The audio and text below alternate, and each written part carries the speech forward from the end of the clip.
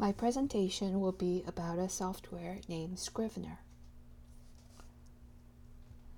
Scrivener is brought to you by a company named Literature and Latte. It was initially released more than 10 years ago in 2007. It was developed by and for writers. As of 2018, Scrivener is into its third build version, Scrivener 3.0, with the Mac OS released almost a year ago in 2017. The Windows version was released just a couple of months ago. I haven't yet upgraded to Scrivener 3.0 because I only recently upgraded my computer. I expect to upgrade to 3.0 soon, but this presentation will be done using the 2.0 that I purchased about 4 years ago and am more comfortable with. Now, I introduced Scrivener as a writing tool, but I think Scrivener is also a very good translation tool. If your translation assignments involve literary or academic, or as some people call editorial works, this software is going to be good for you. But if technical translations are all that you do, I would not really recommend Scrivener. It works best for long-running texts that have little repetition. I can say from experience, the longer the text, the better Scrivener works. Now, it is a paid software. It's $45 for a standard license and $38.25 for an educational license, which is $54.54 in Canadian dollars. They also offer a 30-day trial version, which you can use for 30 individual days. Now, Scrivener is not for every translator, and translators who use Scrivener might not be able to maximize its potential because it wasn't developed for translators like some CAT tools out there. However, I chose Scrivener because for literary translators who don't really get much out of translation memories and other wonderful developments, Scrivener is the best thing out there.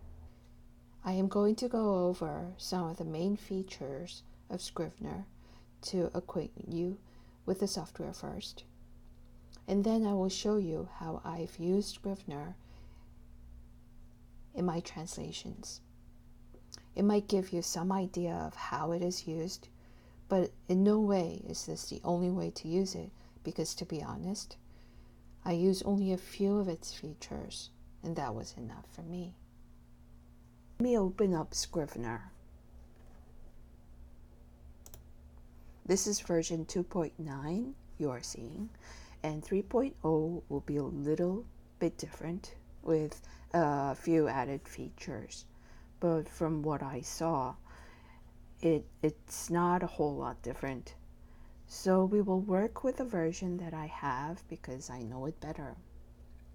When you open Scrivener, this is what you will see first.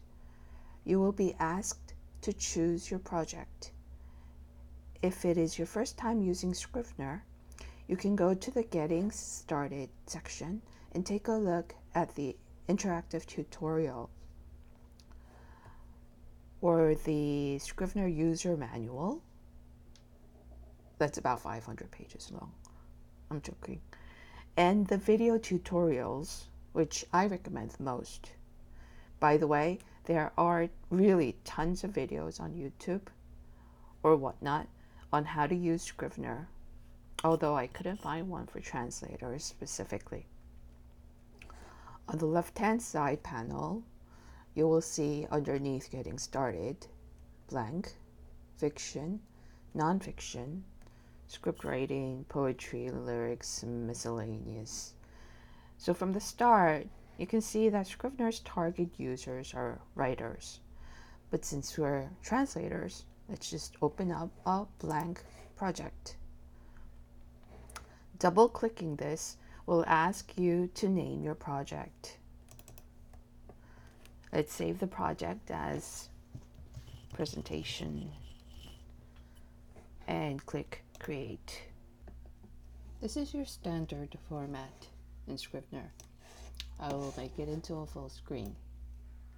You have a section on the left called Binder, and next to it is basically your word processing window with all the formatting icons you should be familiar with. If you start to write something like this, if you start writing something, anything, what you'll see here in the bottom of the page is some important information for a writer, the word count or character count. By clicking this part, you see more information about the words on your screen.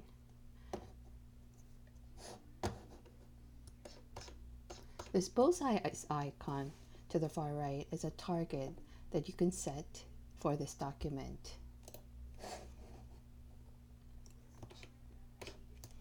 You can set it to 2,000 words, and when the target is reached, you'll get a prompt telling you that you did. Personally, I find the word count and target very useful for managing a working schedule for longer translations like a book. The binder on the left is where all your folders and sheets of paper go. Think of it as a real binder. There are three main parts that make up the binder. They are draft, research, and trash. You can add pages by clicking this add icon to your draft. You could add as many as you want.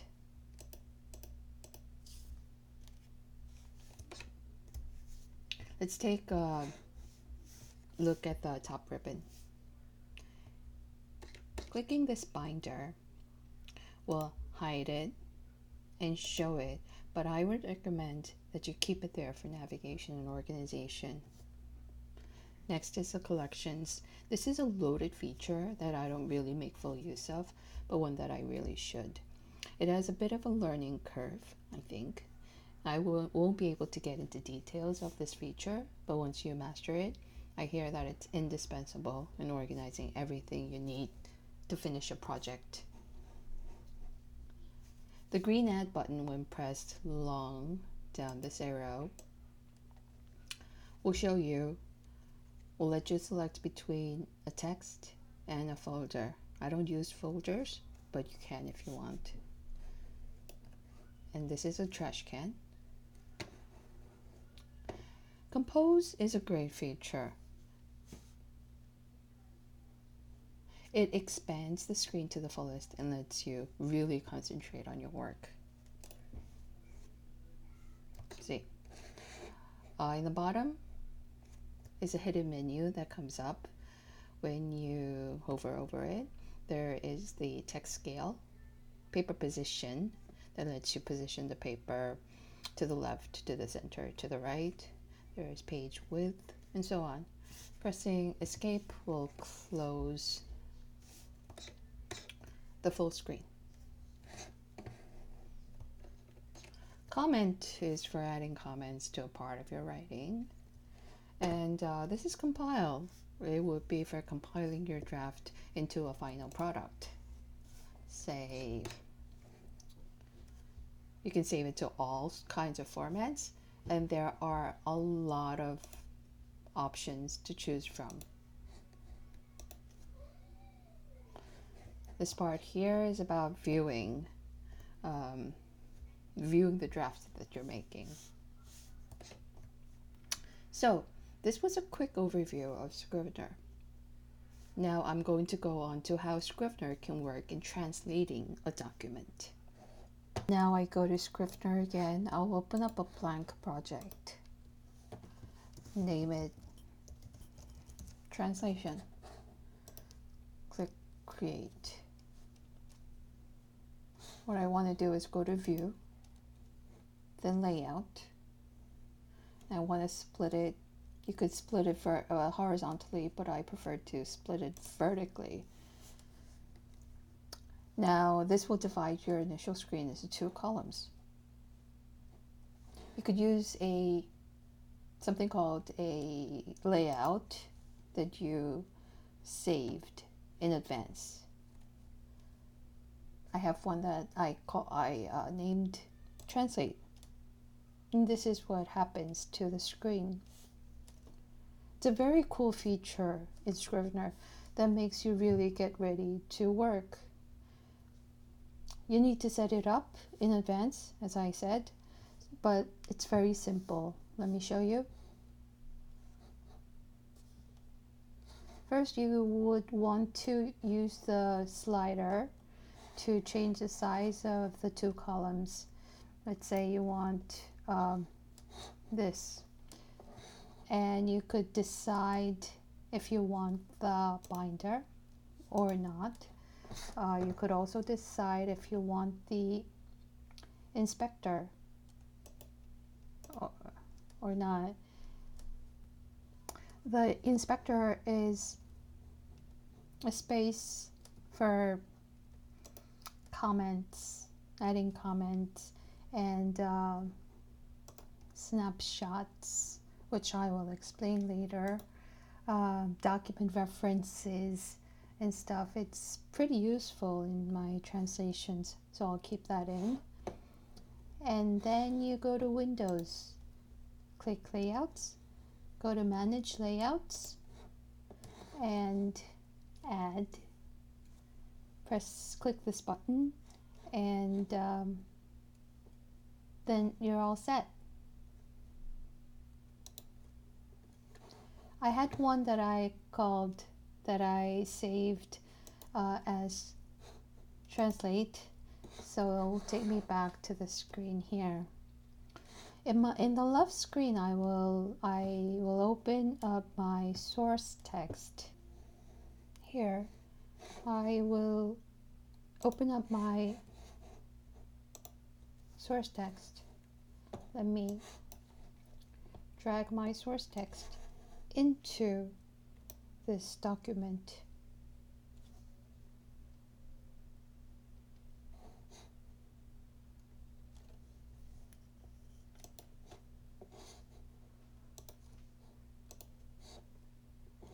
So this is going to be the document that I will be translating from my source document.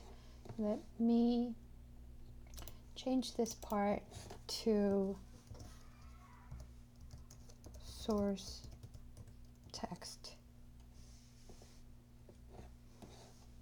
Now, I want to add one more text and name it target text. I want to add more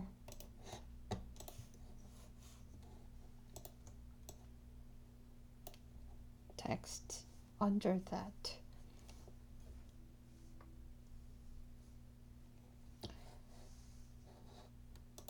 Now, so here is my source text, and you click here and change the document to an untitled document, which I will name as presentation text Korean, which is going to be the target language that I will be translating to. So you probably see by now how I intend to go about my work. Before I show you how it really looks, let me show you what I do when preparing to translate in Scrivener. The first thing I do is to break up the book into chapters. This book is more than 300 pages long. So what I do is you take your cursor here, right in front of where you want to break it. You then go to Documents, go to Split, and add Selection. You see here you have a new text that will contain everything from this part here.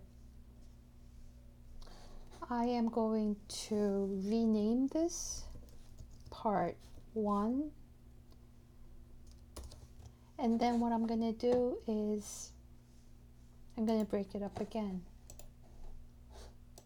Selection, and I am going to rename it chapter 2. Oops, it's chapter 1. Right, and I am going to put chapter 1 under part 1. At the end of chapter 1, I want to break it again here, and then name it chapter 2. Okay, here, remember I made these new documents. What I am going to mirror the structure for these target texts. So it's going to be this for part 1, and this is going to be chapter 1.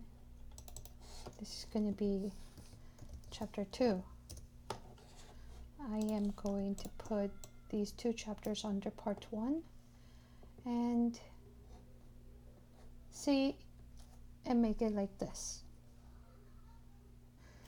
By breaking up the text like this into little bits and pieces, I can manage everything so much better. Plus, Scrivener is great at compiling all these little texts into one large document, so I don't have to worry about that. Now let me close this and show you how it looks, how the translation project looks mid-project. Let me open up a Scrivener project.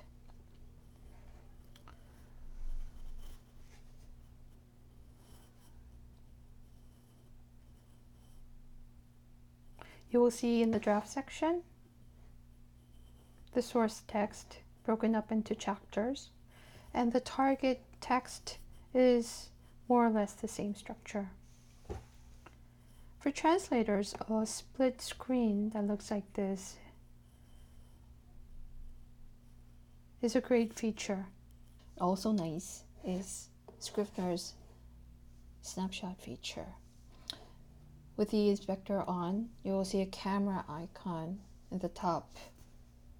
By clicking on it, you will be able to take a snapshot of your translations before you make any revisions. Any translator goes through revisions, and you sometimes revise your text and change your mind and want to revert back. You can also compare the snapshots here. Let's say from your last snapshot and your first. If you click compare, you will see all these strike-throughs and the colors. See how many changes were made on the texts. With snapshot, you can even do a rollback. So if you want to, you can roll back your current document, which is this part here, to a selected snapshot, let's say here, and you click rollback and it asks if you want to do it. For now, let's click cancel. All this saves you from having to save each version of your document separately, and it keeps a very good track of your changes. One more feature I wanted to mention is kind of related to the snapshot, but also different, kind of, and it's called the revision mode. You go to Format, then Revision Mode, and let's say it's your first revision, which is going to be all red. This will make Enter Revision Mode, click OK, and you go into revision mode, everything you type is going to be in the color red. When you're done with it, go back, click None. Finally, when everything is done, you go to Compile, click All Options, select all the target texts. You don't want the source text in your final document. And you could save it, compile for Microsoft Word or RTF, or Open Office or whatnot. And I would want to also see if this is checked, remove comments and annotations, and then I click Compile. Then you'll have a Word document that is ready to send out. There are tons of other useful features I couldn't get into, like using collections and references, linking websites and doing spelling checks and using dictionaries, adding your own. But I hope my presentation was enough to get you to try it out for yourself and see the many possibilities Scrivener can offer to translators. Thank you for watching.